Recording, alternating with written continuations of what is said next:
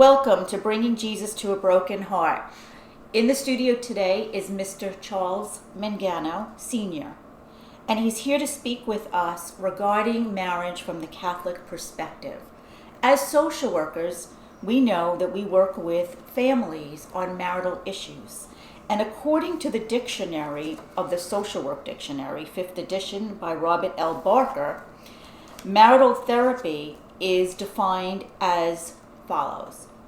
Intervention procedures used by social workers, family therapists, and other professionals to help couples resolve their relationship, communications, sexual, economic, and other family problems.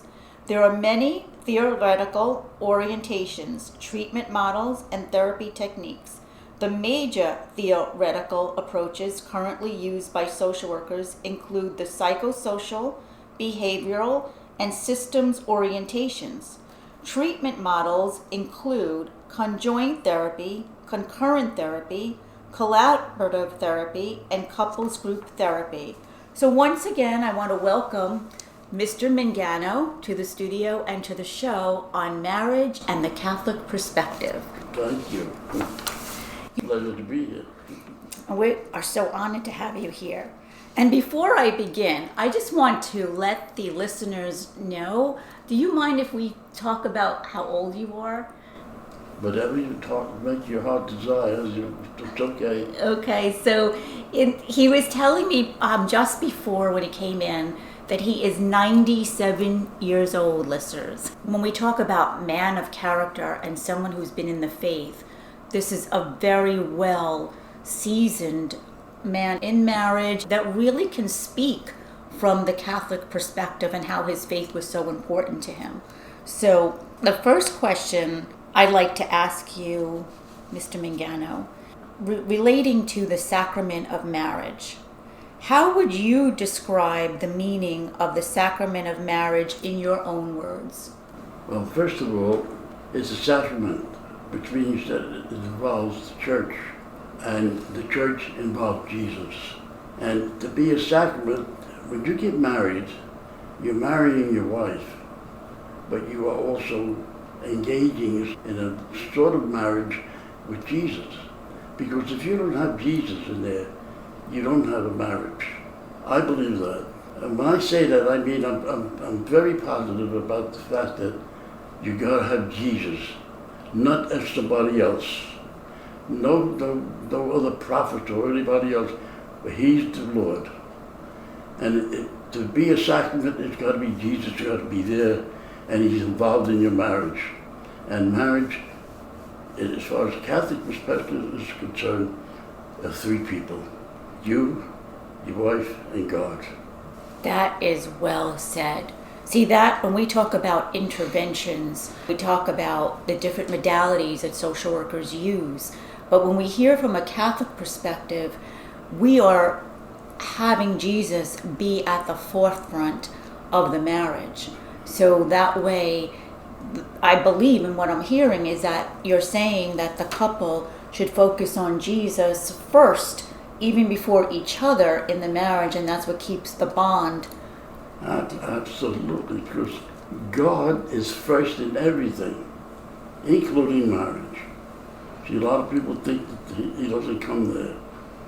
And depending on who you are and what religion you're in or what state of life you're in, people get married without God of any sort, without any sort. And I believe you not only have to have God in, but it's got to be Jesus as your God. And how many years have you been married, Mr. Mangano? I just completed 75 years of marriage with my wife. 75 years of marriage. Record-breaking. With the same woman. Well, with the same woman, right? That's good. We didn't add a couple of marriages together. It's 75 with the same woman, and she's a delight. Mm-hmm. So that's really, really powerful today to hear that. And what do you believe are the key ingredients to living a successful marriage for 75 years? It goes back to what we started out talking about. If you don't have Jesus in your marriage, you are at a very strong disadvantage to having a successful long-term marriage. Some people just get married because they're madly in love and they don't have Jesus. Problems keep popping up until they reach the point where one of them decides it's not, they don't want to continue in that path. So many of them get the divorce. Unfortunately, some people, 1 year, 2 years, 5 years, 10 years, and they think they've had a long marriage. But they're not concentrating on the best thing for their future, not only in this world, but in the next. That's really important, and that's going to lead right into my next question. And you sort of elaborated on it already, but maybe you could just give us some more information, because it's really interesting to listen to you. When marriages get difficult, what is the antidote that you feel is necessary to keep a marriage? What do you recourse to? There's a saying that you're 50-50. I don't count it that way. I say you got to be 100 and 100. Because if you are only given 50 and she's only given 50, you're not getting hardly anything out of this, and she's not getting anything out of it. You've got to have 100% fidelity, love, and keeping your spouse as number one as far as you're concerned. If you can't keep her happy, in love with you, and love with the life that you're living, which again has to do with the relationship with Jesus all the time. Always keep that in mind. Always got to have your relationship with Jesus, because you cannot, even if you want to do it for your husband or your wife, you do it for Jesus. And as long as you have the love between the two of you, and we're not talking about this exotic stuff. We're talking about you got to keep your wife first. You got to always be prepared to help her in some way. And she does the same thing for you. Everything is reciprocal. But again, I can't stress it. It's always three people in this affair. So you keep Jesus happy, you keep your wife happy. What you're saying is that if you do the kindness or anything that would help your wife, as you're doing it unto Jesus, it's a win-win, because it makes Jesus happy, it's under the sacrament of marriage, and then your wife benefits from it. Absolutely.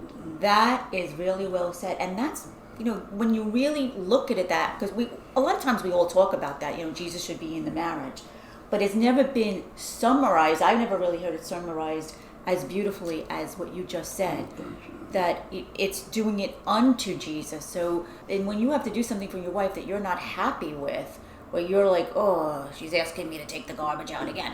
But you know what, if you're doing it unto Jesus, well then, you know what, the garbage just doesn't seem too heavy to take out. It helps. It helps. It helps. It helps. It does. It helps, right?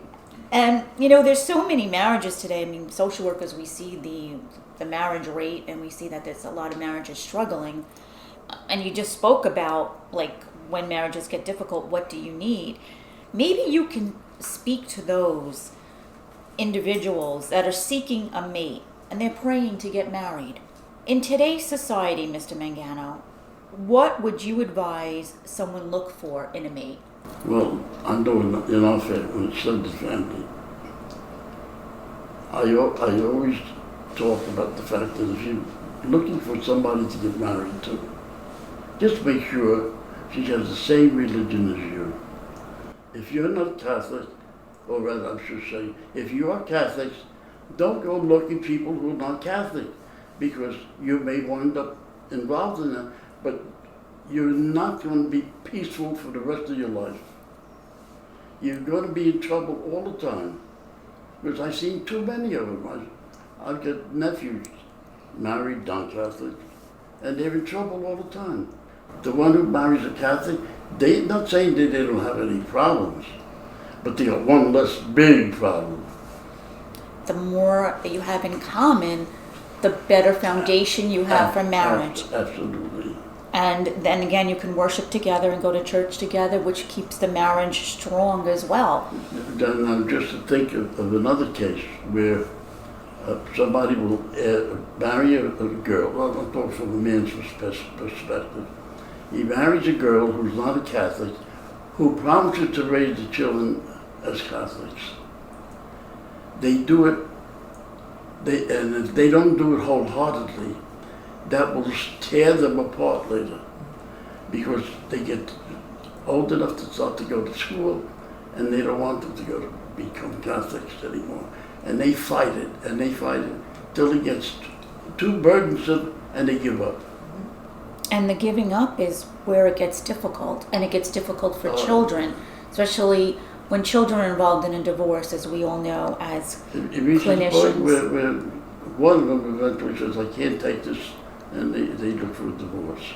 Right, and then it's very hard on the family when that happens.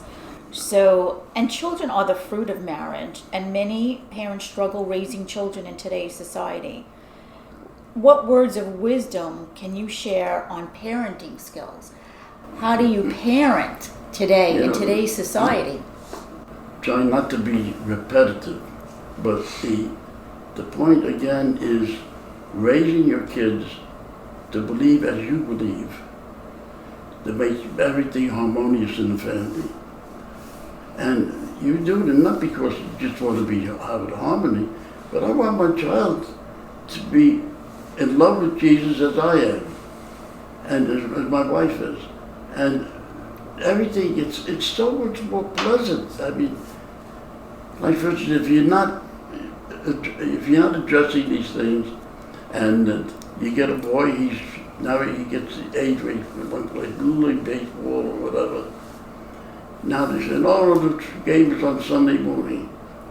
And so right away, the whole family doesn't go to church, or they don't make an effort to go to, say, Saturday night or Sunday night mass.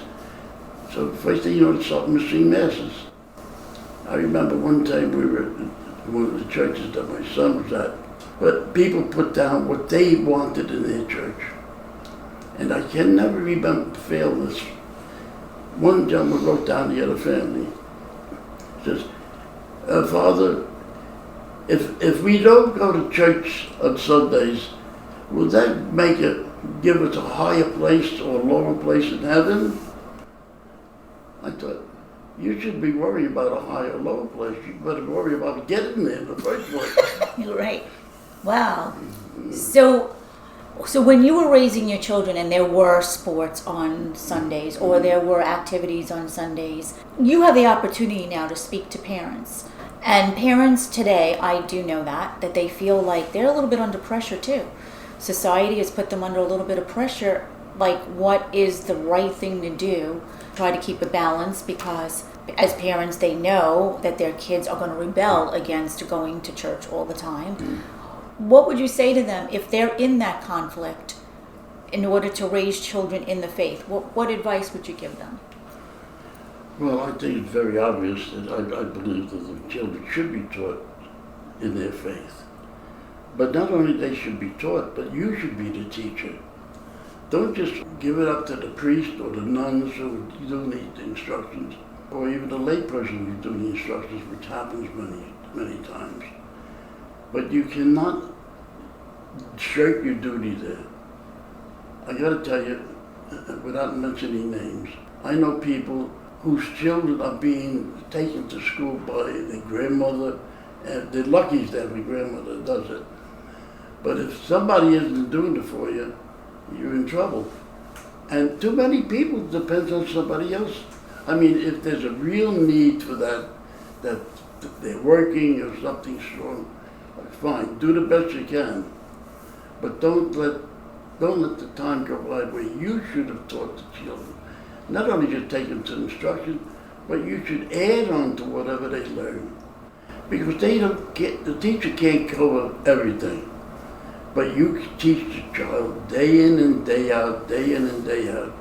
And it should be second nature, that the child knows that this is what the way life is, that they will be part of that church and grow with it for the rest of their life. And it seems, again, just reflecting on what you said, I want to just kind of summarize it. And I feel like you're saying is, if you're a parent, be the parent. If you're a parent, be the leader. If you're the parent, take the reins and be able to say to your children that these are the family tradition that we like to keep. And in order to do that, you have to be it, right? So, and be the example. And I think that's what you're saying, is to be the example. And not to be afraid of the pressure of society that's saying, okay, maybe that's just a little too much, or maybe I just don't know what my boundaries are. But when you're the parent, you're the parent. That's it. And that's what I believe Mr. Mangano was sharing today. From his 75 years of marriage, listeners, so he's got a lot of experience. But you think about it in the Bible, you read that at one point Jesus taught, or God, it wasn't Jesus yet, but he told them how to pass on the faith to the Jewish people. And they had a certain lesson they had to recite every day for the rest of their life, which was honoring the Lord. And by that reason, they knew where they stood with God. And that just, everything wasn't secular. And we are instructed to give God our first fruit. Our first fruits of our worship, our first fruits of our work, our first fruits of our any monies, right? To give God our first fruits in honor. I'm telling you, there is blessings beyond. There's nothing like living a life with Jesus. There's nothing like living a life with Jesus. Your life will never be the same, especially when you know him on a personal level. Personally. When you live, or you live with or in a community that believes, and you'll find that they're all wonderful people. I'm not saying you don't have some quirks in some areas, but you find it a lot more amplified outside of that kind of association. Those people, you go in, you're part of a parish community, and they have different affairs, the teachings and so forth, which you get, you'd be surprised, it's almost like another family. And things really go along great. I can't quite describe what I'm getting at, but it's a wonderful relationship with people. And it's support. And social workers, we always talk about support. It's support for your marriage, it's support for your family, it's support to be with those in the Catholic community that helps enrich you, to bounce things off of, to say, I'm having this difficulty. And when you're with the same-minded faith, you get that kind of instruction that comes from God. So you're getting godly wisdom. The Bible even says that when you have to seek wisdom, you seek it from godly counsel. So that could even be, again, we're Catholic social workers, but godly people that will give you the instruction from God. So I think that's really important.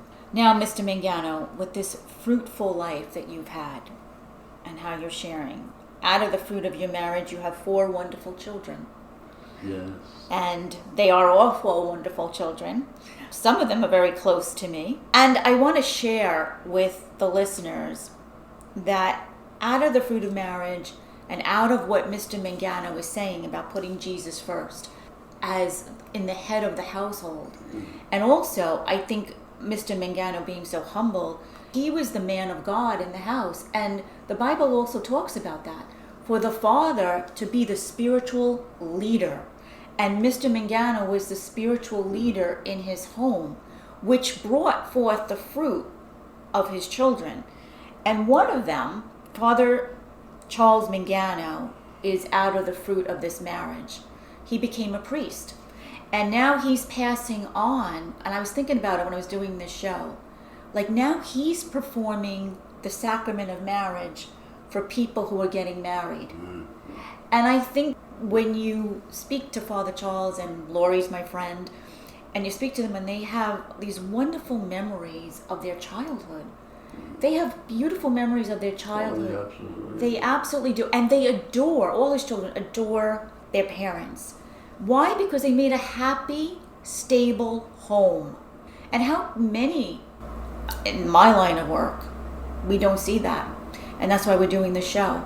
We see the brokenness of domestic violence. We see the brokenness of arguments, dissension, just all different type of pathologies that go on in a marriage. And that's why today I was really thinking it was really important that we talk about marriage from a Catholic perspective. So there is something here that we can all learn from that Mr. Mangano is talking about, that you can pass on in your home, and it's never too late to come to God, and it's never too late to incorporate the faith into your marriage, because miracles can happen. It really can happen. And I think that's what's so important. I think that's what's missing in society today and in our institution of marriage. We don't talk about having the faith incorporated and having the men be the spiritual leaders in the home and to direct the family and to have that harmony and that laughter. And before I get into the very last question, we didn't talk a lot about your background, Mr. Mangano, but tell us how you even came to the faith. Like, what was your life prior to marriage?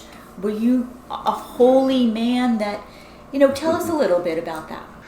I was 10 years old when my mother passed away. So my father was in business, which made it too difficult. There's no way he could attend the four, because I was one of four. I was the oldest. And so he had to put us in a home.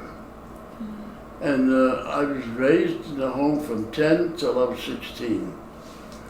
And I was in a Catholic home, and there was a priest who was running the home. It was quite large.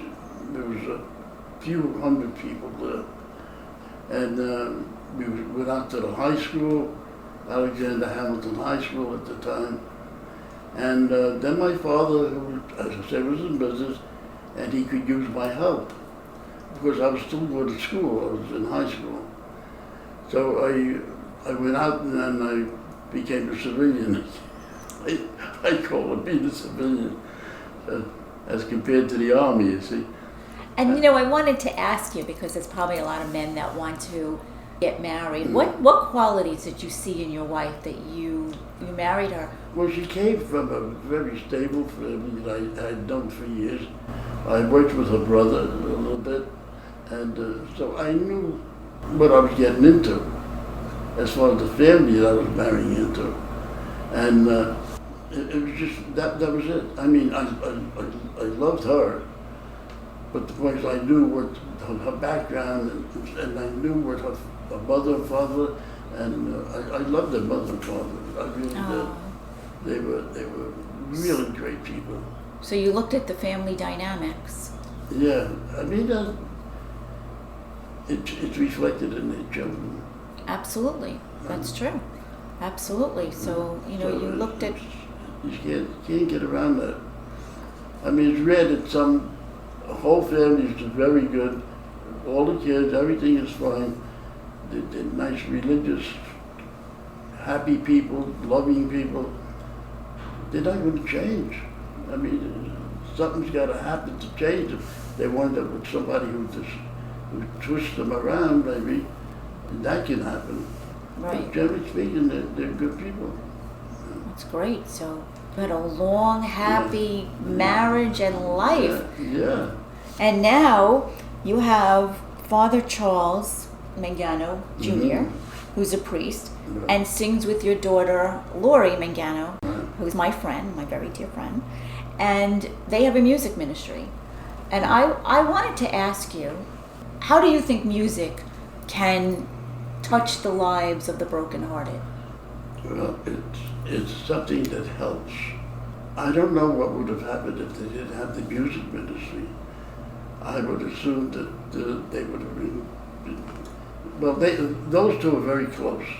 It was only natural that she would want to sing, especially she was a great singer from the beginning. So she said, Charles, don't do it alone, I'll go with you. Sure enough, bang, he invited her in, and they joined. But because of that love for each other as brother and sister, it was a very strong influence on the whole family. They were all part of everything else that's going in. Everything has an influence on everything else. So it was, I believe, singing, because their whole ministry was religious. All the songs are religious. Very few secular songs are sung, and that makes a big help to them too. Well, God is using them, and God is using your children from the fruits of the But marriage. we encourage them. We encourage them. Oh, good. See, well, that's another key word, encourage your children. I want to let everyone know, please click on to Matter Daily. You can Google it, and you can listen to all of the songs and music. And I have to say, I personally listen to them, not because they're my friends, but on the way to work or going home from work, you can play the CD, you get in touch with God, you listen to the spiritual music. And for all the therapists and social workers out there, when you do have a day where you're really working a strong caseload, put this music on. It is so refreshing. Look up Matter Daily. and click on, and anyone can purchase these CDs, and they really bring healing. Their music is so inspiring, and not just because I'm the father, but talking about people that have told me letters that they have received. I remember one time there was a woman who followed them so closely, she had to go to the hospital. And she went in there, she was supposed to be operated, and says, you can operate only if I have the music playing. I mean, so many different things just like that. People they love. The words, the music is beautiful, but the words are even more beautiful. I'm saying, talking from my heart, there is nothing that I would advise sooner than what I've already spoken to on this broadcast. It's just no other way of living a life without complication, and more rewarding than this you can't find. There's no more reward than having that. A good marriage, happy children, and being in love with Jesus. And being blessed. Amen. Blessed Amen. life. Yeah. Can you close with the prayer, Mr. Mangano? Lord, we appreciate this opportunity to spread the word about you, the love that you elicit from us, and that we are most happy to offer. You were so wonderful to us in all our life. I can't remember any time in my life where I was miserable, and I was happy with my wife and my children and my work, and I always had you as very consciously near me. And I would often say that if you have Jesus, you can have everything. And one of the prayers that I would offer is to say to Jesus, Jesus, I surrender my life to you. Take care of everything. Amen. I would like to share from Corinthians 13 on love. Mr. Mangano talked a lot about love from the Sacrament of Marriage, from his viewpoint. I would like to share from the Bible on Corinthians 13. Love is said like this, and it's so beautiful, and they use this at a lot of marriages and wedding ceremonies. I may be able to speak the languages of men and even of angels, but if I have no love, my speech is no more than a noisy gong or a clanging bell. I may have the gift of inspired preaching. I may have all knowledge and understand all secrets. I may have all the faith needed to move mountains, but if I have no love, I am nothing. I may give away everything I have and even give up my body to be burned, but if I have no love, this does me no good. Love is patient and kind. It is not jealous or conceited or proud. Love is not ill-mannered or selfish or irritable. Love does not keep a record of wrongs. Love is not happy with evil, but is happy with the truth. Love never gives up, and its faith, hope, and patience never fail. Amen. Thank you for listening to Bringing Jesus to a Broken Heart. I am sure that this has really encouraged you, And may you find this, if you're someone struggling in your marriage, I pray that this show will touch your heart. And remember, bring Jesus into the marriage. God bless you.